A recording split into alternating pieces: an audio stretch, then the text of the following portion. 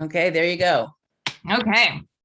So can anybody raise your hand who's in group one? We're in group. Oh. So we're on which group? We got a couple folks who are in group one. Does anybody, Ellen or Lee and Kelly, want to share something that you took away from the conversation or things that maybe are actionable? Well, I was designated to do that. So a quick summary would be that we came up with a lot of different things that people in a neighborhood group could do together, like, you know, in terms of emergency preparedness, in terms of sharing tools, sharing food, how to encourage each other in using gray water. But that the biggest challenge was, how do we actually initiate the coming together, especially in time of COVID? If people aren't ready yet, you know, to go to the community annex. And so we just want to be encouraging each other to make it happen. But the barrier is taking that. How do we take that first step? Does anyone from our group want to add more?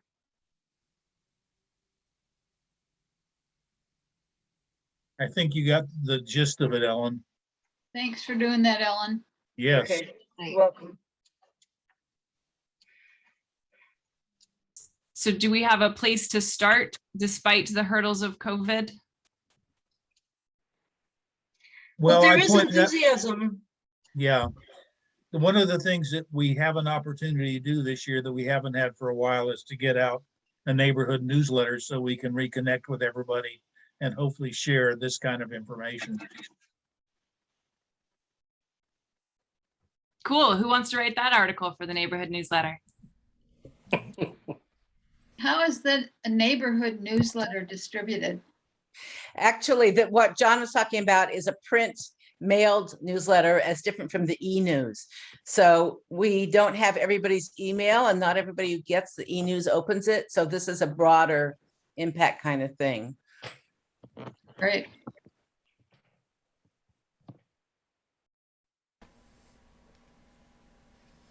Okay.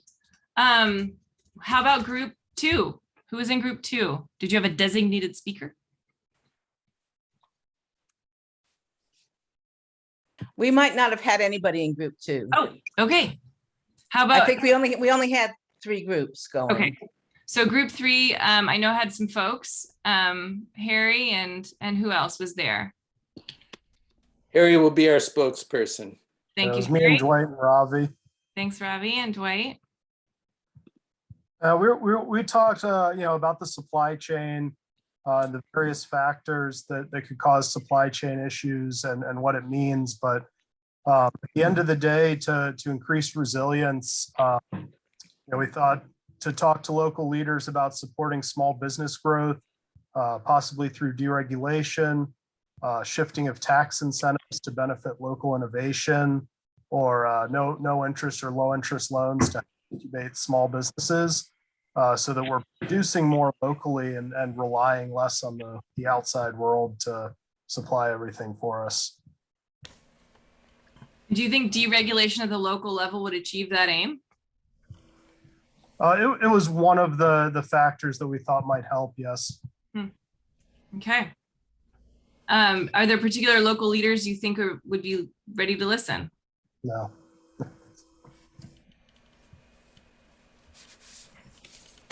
I think there are. I'm not sure who I would name off the top of the bat, but I know there's a variety of voices on the city council, and that some of them are more apt to ideas like that than others. Mm-hmm. I happen to know that the Chamber of Commerce is advocating for gas at the climate change session on Wednesday. So that's where that kind of businesses are. Well, that's the catch-22 though, right? Is if you limit natural gas usage, you limit your manufacturing industry. You limit your manufacturing industry, you're at the mercy of supply chain issues when you rely on the outside world for all of your manufactured goods. It's true that we externalize a lot of our carbon emissions to other countries for production, but I don't think it's true that limiting natural gas inherently limits manufacturing. Current Well, iterations of equipment are designed for natural gas, and the heat loads required for that manufacturing equipment is only designed for natural gas at the moment. There is technology coming online like hydrogen that will fully replace that need within 10 years. That would be prohibitively expensive for your breweries, yogurt companies, tofu manufacturers. Every local good that we already produce relies on natural gas. So some of those companies couldn't afford a retrofit. Sure. Unless you're proposing a civic incentive to offset that cost. But I'm not proposing anything particular. I'm just saying, like, leave the window open that there are, it's not one-to-one. Okay. I know that we're kind of closing out on time. So our group, does anybody from our group? We have a little bit more time if there was other ideas from that group. Okay, great. You need to surface, yeah. yeah, Dwight or Ravi, did I miss anything? I think you did a pretty good job, Eric.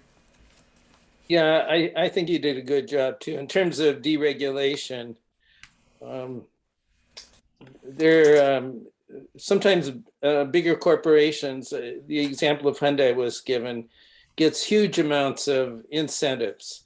What we need to do is incentivize smaller, locally owned industries, particularly those that are providing resiliency in relation to basic commodities and amenities. There's a lot of things that need to come together to make this shift. Incentives, certain kind of smart deregulation, education, availability of capital, and several other things. It's a sophisticated problem, but someone needs to start wrapping their minds around it. We need to keep having the conversation. Thanks for adding that. Yeah, thank you both.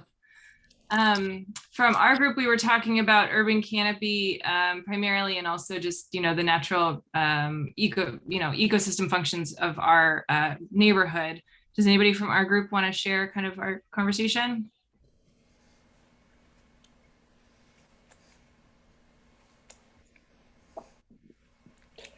Okay, I'll do it. So what came out from our conversation was kind of the need to educate our neighbors about what we've got, and the hope of even having folks who are knowledgeable go and share their information about what species of trees people might have. The fact that a lot of the trees in our neighborhood are older than most of the houses in our neighborhood. And so that is a jumping off point to maybe celebrate and tell the story of the history of the neighborhood through the canopy itself. And using the overlays of the development of the neighborhood and the trees that disappeared or didn't, and using kind of a mapping opportunity to sort of just start in the sectors and celebrate the trees we've got, using potentially support from the city of Eugene's new iCanopy software that they just purchased. There's requests for funding or support to prune trees to keep them healthy, and to buy species that are appropriate for the area. We talked about the model of the Racer Park neighborhood coalition that came together on their own and did a lot of amazing and continues to do a lot of amazing work around native plant restoration. And so using that as a model to start to branch into the Goal 5 protected wetland areas off of Flat Creek and other sloughs, waterways, ponds that we have in the neighborhood that are on private property, but with the idea that restoring those with native species and sort of mapping the habitats or the tree species that we have there, while educating the neighbors who steward those properties as a starting point to kind of building up the knowledge base of our neighborhood around the function of the trees that we have, what they are, and maybe some of their histories. Anything else that I missed?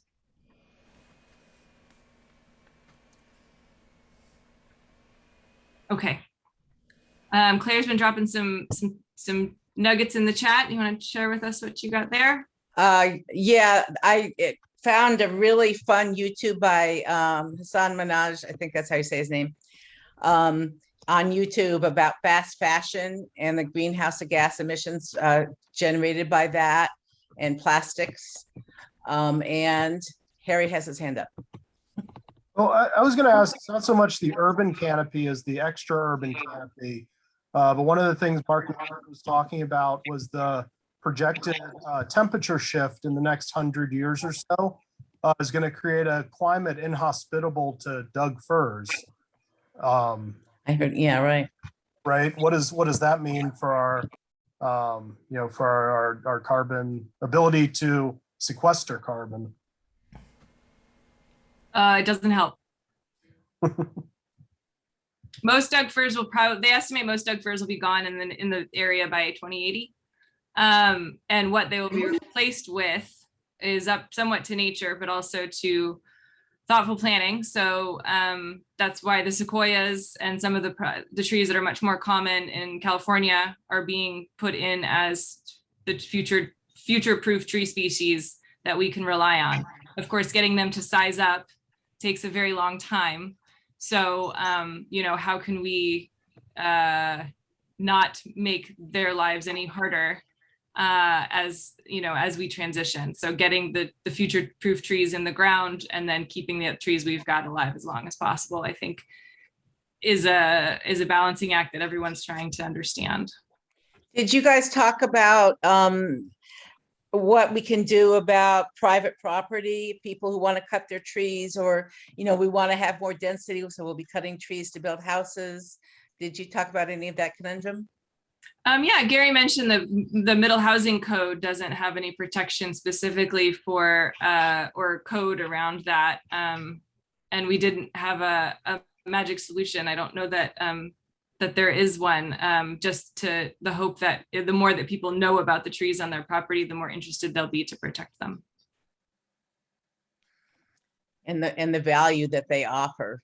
I think I published in the newsletter once a couple of months ago about what is the monetary value of your tree. I want to talk about something. Go ahead.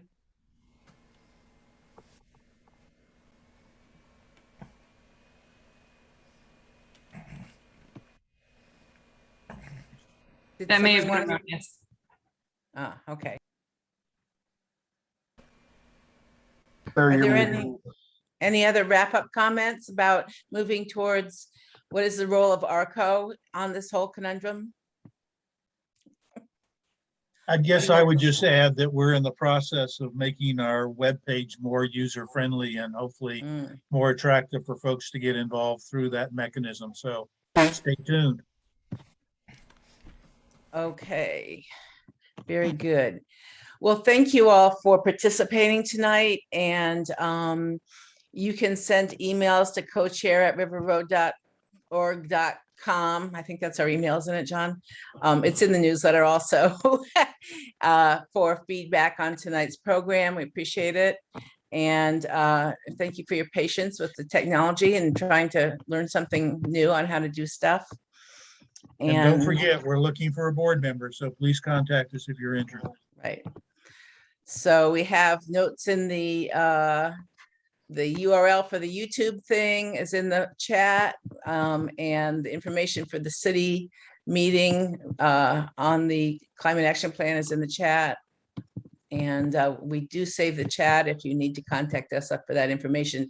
But for you to save the chat, you can click on the 3 little dots or copy it and paste it into another file is how I usually do it.